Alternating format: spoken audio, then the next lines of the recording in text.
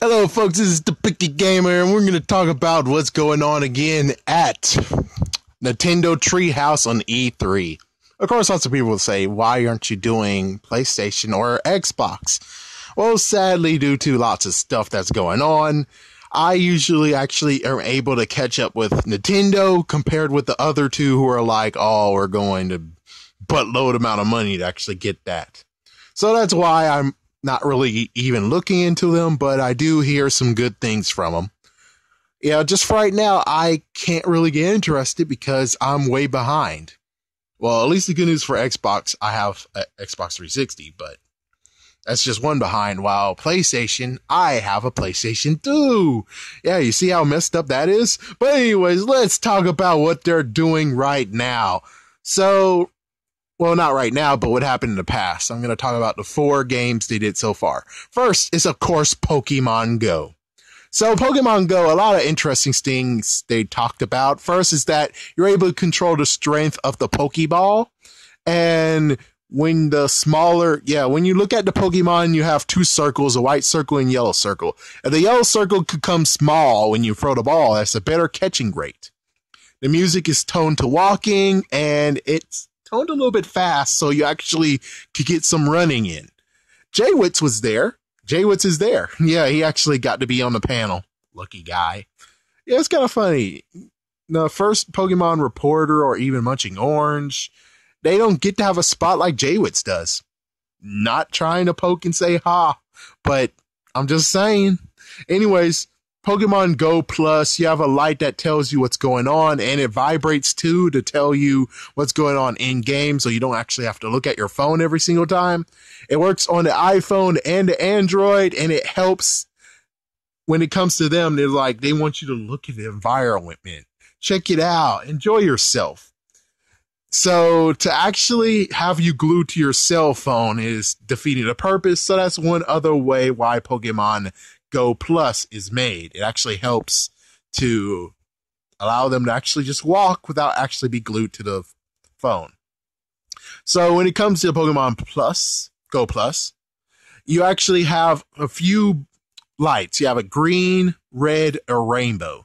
Green means a Pokemon is near. Red means that when you try to capture that Pokemon, most likely ran to it, of course, it didn't get captured. And rainbow means it's captured.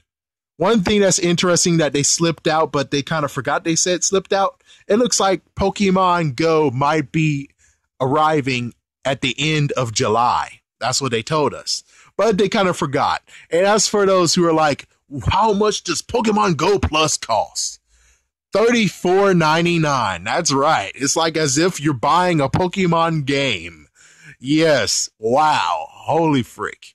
And as for Pokemon Sun and Moon, any connection between that, soon it's going to come. Like for right now, they're just going to allow the game to be what it is. An actual game which deals with all 150 Pokemon, or 151, even though, cough, cough, it's more like 160. Anyways, with that said, besides all, y'all guys are like, oh. But anyways, how to level up your Pokemon is very simple.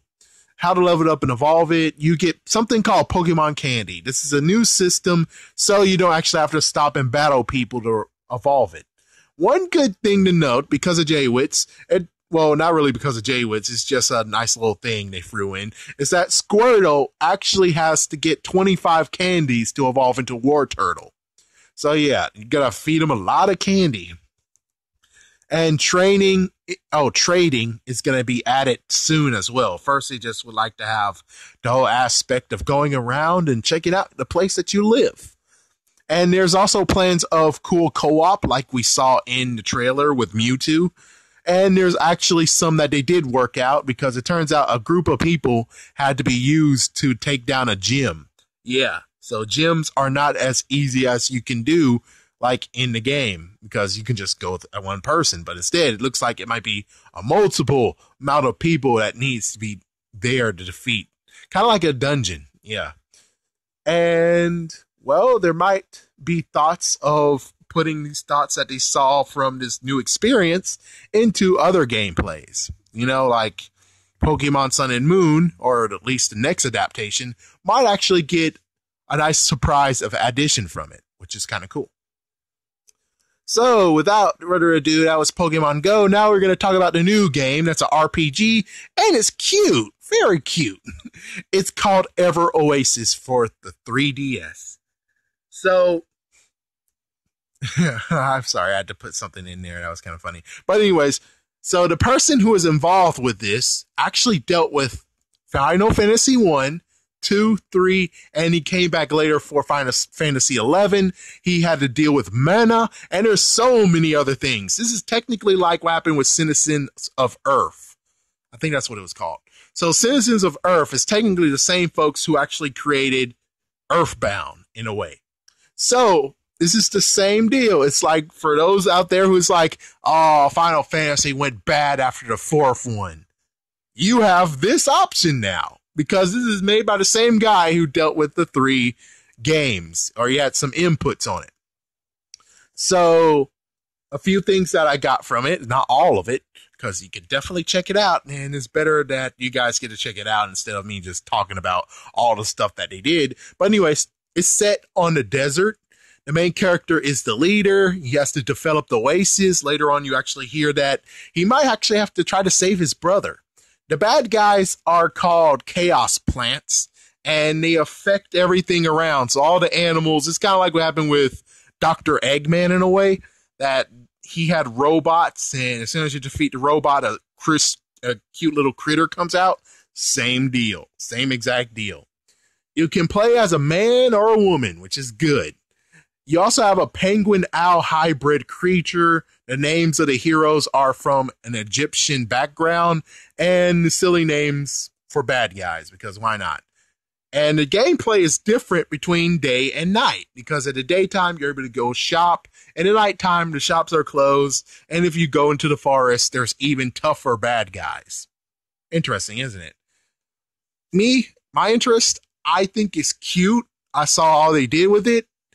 I'm just going to have to say, if it shows up eventually in the you-know-what, in some places I go, and it's like $5, I wouldn't mind actually picking it up. I wouldn't mind saving it from being on there and waiting, catching dust and everything.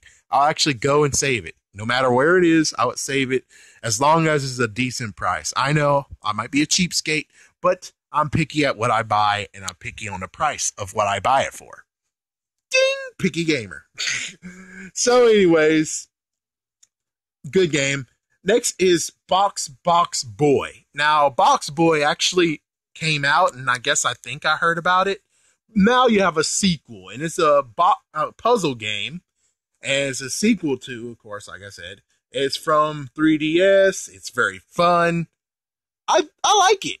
I like it. It actually looks like a fun game. I wish I could actually get it, but for right now, I'm kind of strapped for cash, so it's a big eh. For anyone who actually is watching it at the time of this being loaded, you actually are able on this day to get it in an unbelievable price, especially if you have a My Nintendo account. So they took 10% off and lots of other percents off, so you're able to get it for quite a sale. So definitely go check it out if you guys haven't, because if you like puzzle games, this one might actually be one that you definitely want to be interested in. Last but not least, this is the one that's on right now, and it might be the last one I talk about for the whole entire day, but I'm not sure, is Mario Party Star Rush. And this is another Mario Party for a handheld. So this one actually, what they're demonstrating, which I think they stopped demonstrating it. No, they didn't. So anyways, yeah, what they're demonstrating right now is just Toad Scramble. Which Toad Scramble, you need 10 tokens. Why I put 20? You need 10 tokens to get a star on it. And there's also a boss that you're able to get a star from as well. So they're just demonstrating this, and Aubrey actually is a cat person, if you guys didn't know, or you wanted to know. So that's just one of them, and they're actually showing that amiibos work on it too, which makes perfect sense. Cool. And you also have like some other abilities, like Waluigi's able to get a high roll, and all the other stuff. So, oh yeah, and you're able to get Wario in his normal gear now, if you're not able to get it before. I think you might have been able to get it before, if not, whatever. And Daisy actually gets to have her own amiibo as well now. So that's kind of cool. Yeah, Me personally, if I buy it or don't buy it, well, I would actually be okay with buying. And here is Kendra. Kendra's a nice dish too. Sorry guys, I'm a guy. What you expect? But anyways, yeah. So I think they cut to commercial. So there we go. I think it was a good game. Actually playing Star Fox Adventures right now as they're doing it. Yeah, yesterday I actually was playing Destroy All Monsters 2 when I actually gave you that nice little tidbit of that last video. But anyways, I droned on so much. Thank you for watching, and hey, tell me what you guys think about all of these. And of course, if you go to the Nintendo channel, you definitely would see more and get everything else. So thank you for watching.